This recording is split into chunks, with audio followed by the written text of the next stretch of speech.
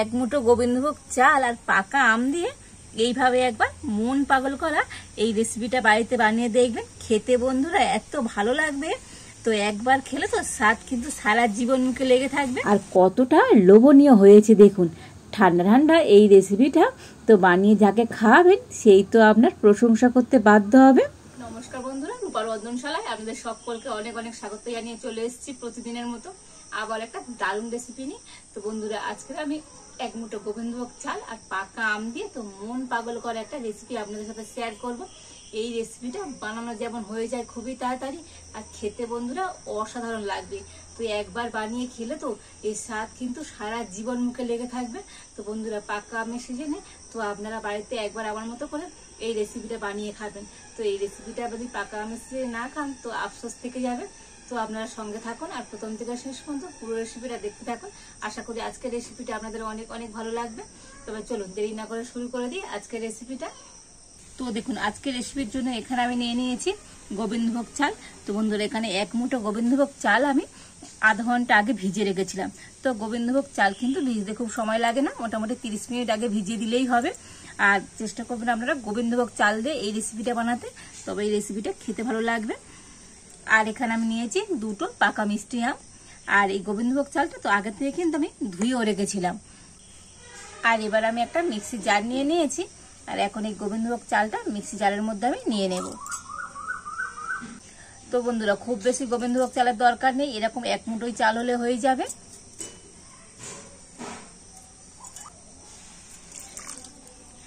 আর জলটাও কিন্তু আমি দিয়ে দিলাম, তবে খুব বেশি জল দেবেন না, অল্প একটু জল দিয়ে দেবেন।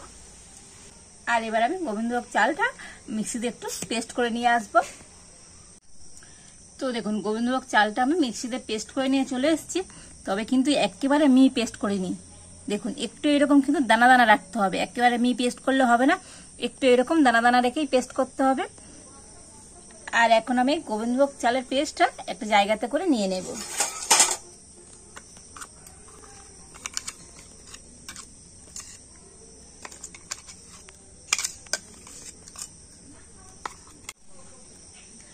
তো দেখুন, গোবিন্দভোগ চালের পেস্ট আমি একটা জায়গাতে করে নিয়ে নিয়েছি। এবার আমি যে দুটো আম নিয়ে নিয়েছি, তো আম দুটো এবার আমি কেটে নেব।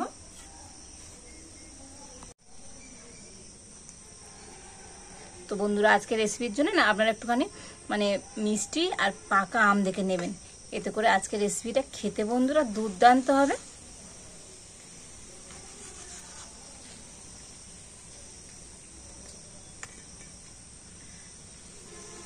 আর এবার আমি আমটাকে এরকম একটু ছোট ছোট পিস করে কেটে নিচ্ছি।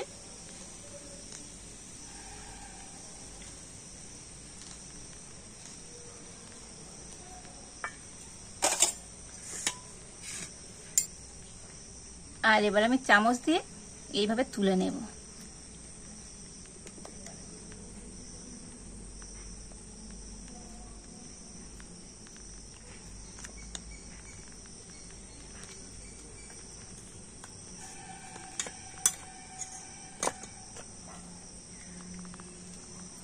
তো বন্ধুরা, এইভাবে আম কেটে নিলে না আমটা খুব তাড়াতাড়ি যেমন কাটা হয়ে যায়, আর খুব সুন্দর পিস পিস করেও কেটেও নেওয়া যায়।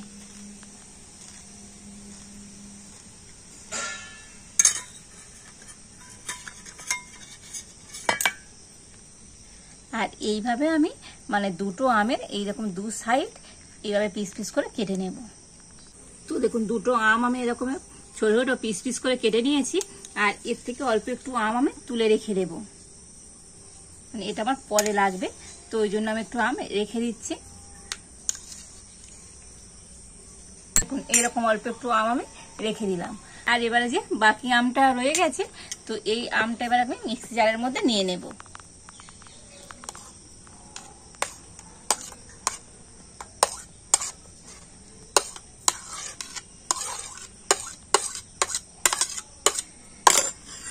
আর এই আমটা আমি মিক্সিতে কিন্তু খুব ভালো করে পেস্ট করে নিয়ে আসবো। তো দেখুন, আমটাও কিন্তু মিক্সিতে আমি খুব সুন্দর করে পেস্ট করে নিয়ে এসেছি। তো আমটাকে কিন্তু একদম মিহি করে খুব সুন্দর পেস্ট করে নিতে হবে।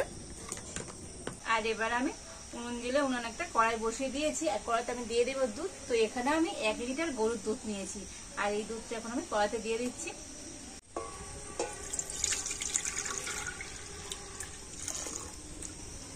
বন্ধুরা আপনারা প্যাকেটে যে কোনো লিকুইড দুধ দিয়ে কিন্তু এই রেসিপিটা তৈরি করতে পারেন। তো দুধটাকে আমি একটু হালকা গরম করে নিয়েছি, আর এবারে গরুর দুধের মধ্যে দিয়ে দেব 1 বাটি গুঁড়ো দুধ। তো এতে করে রেসিপিটা কিন্তু খেতে বন্ধুরা অনেক সুন্দর লাগবে। তো লিকুইড দুধের সাথে গুঁড়ো দুধটা কিন্তু খুব ভালো করে আমি মিশিয়ে নেব।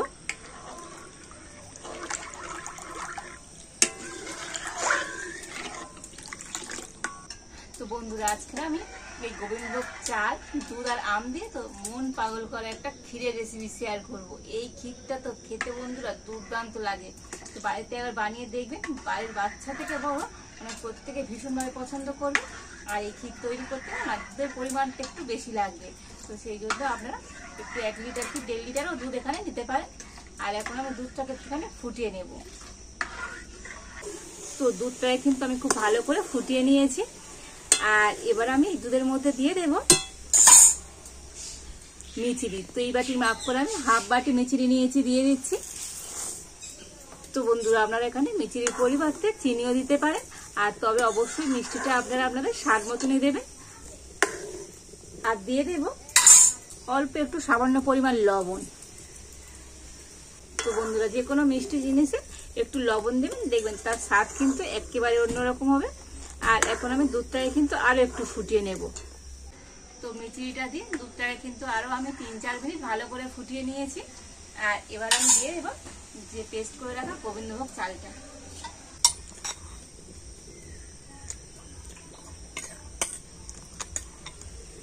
তো গোবিন্দভোগ চালটা দিয়ে না সঙ্গে সঙ্গে কিন্তু নাড়তে হবে, তা না হলে তো ওই চালটা ডলা পেকে যাবে, কিংবা তলায় হচ্ছে লেগেও যেতে পারে।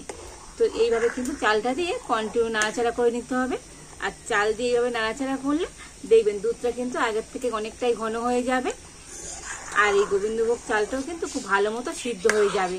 তো যেহেতু ভিজিয়ে রেখে তারপরেই আমি মানে পেস্ট করে নিয়েছি, সেই চাল সিদ্ধ হতে কিন্তু সময় একেবারে লাগবে না।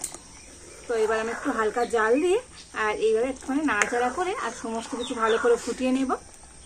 তো এইভাবে কন্টিনিউ নাড়াচাড়া করে তো চালটা কিন্তু একটুখানি ফুটিয়ে নিয়েছি, আর চালটা ভালো মতো সিদ্ধ হয়ে গিয়েছে। তো দেখুন চালটা সিদ্ধ হওয়ার পর তো দুধটা কতটা ঘন হয়ে গিয়েছে, দেখুন দেখেছেন তো কত সুন্দর দুধটা ঘন হয়ে গিয়েছে। আর এবার আমি এর মধ্যে দিয়ে দেব পেস্ট করে রাখা আমের পাল্পটা।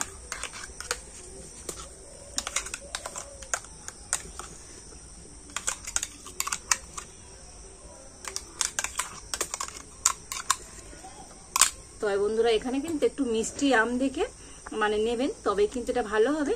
আর যদি টক আম হয় তো কিন্তু এই গরম দুধের মধ্যে দিলে কিন্তু এটা কেটে যাবে। তো অবশ্যই একটু মিষ্টি আম দেখে নেবেন, এতে করে রেসিপিটা খেতে যেমন ভালো লাগবে আর বানানো তো খুবই সহজ। তো এখন আমি আমটা কিন্তু সবকিছুর সাথে খুব ভালো করে মিশিয়ে নেব। তো দেখুন আম দিয়ে তো আবার কিন্তু সমস্ত কিছু খুব ভালো করে মিশিয়ে নিয়েছি। আর দেখুন আগের থেকে কিন্তু এই ক্ষীরটা কতটা ঘন হয়ে গিয়েছে। তো আর ঘন করব না, এবার আমি নামিয়ে নেব। তো বন্ধুরা এটা ঠান্ডা হলে কিন্তু আর একটু ঘন হয়ে যাবে।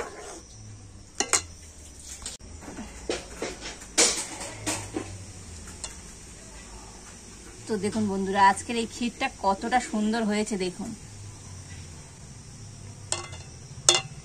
দেখতে তো বন্ধুরা দুর্দান্ত হয়েছে। আর শুধু দেখতে নয়, এই ক্ষীরটা খেতে বন্ধুরা অসম্ভব সুন্দর লাগবে। তো বাড়িতে আপনারা একবার এইভাবে গোবিন্দভোগ চাল দিয়ে আর এই ক্ষীরটা বানিয়ে দেখবেন, খেতে বন্ধুরা দুর্দান্ত হবে। তো দেখুন ক্ষীরটা তো একটা জায়গাতে করে নিয়ে নিয়েছি, আর এবার একটু আমি এটাকে সাজিয়ে দেবো। তো সাজিয়ে দেওয়ার মধ্যে এখানে আমি নিয়েছি আম, মানে আমের টুকরো যে রেখে দিয়েছিলাম সেটা নিয়েছি, একটু কাজু, আলমন্ড আর পেস্তা, এই 3 রকম ড্রাই ফ্রুট আর পাকা আম দিয়ে ওপরটা একটুখানি আমি সাজিয়ে দিচ্ছি। তো বন্ধুরা এতে করে ওই ক্ষীরটা দেখতে যেমন সুন্দর লাগবে আর খেতে তো বন্ধুরা অসাধারণ সুন্দর হবে।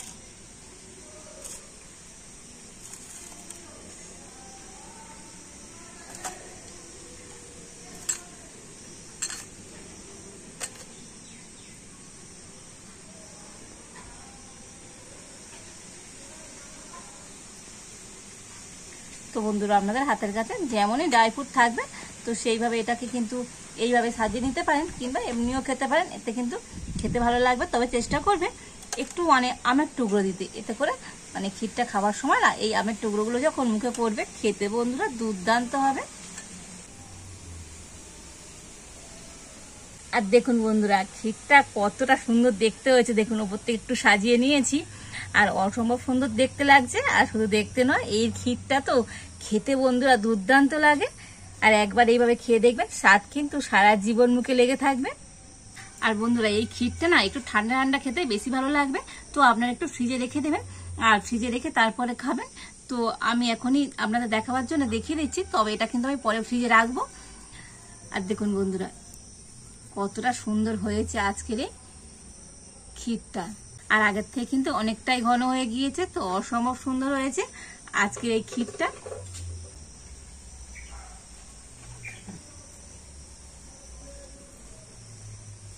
দেখেছেন তো বন্ধুরা কতটা অপূর্ব অসাধারণ হয়েছে, দেখলেই তো মুখে জল চলে আসবে। দুর্দান্ত হয়েছে কিন্তু আজকের এই গোবিন্দভোগ চাল আর পাকা আম দিয়ে ক্ষীরটা।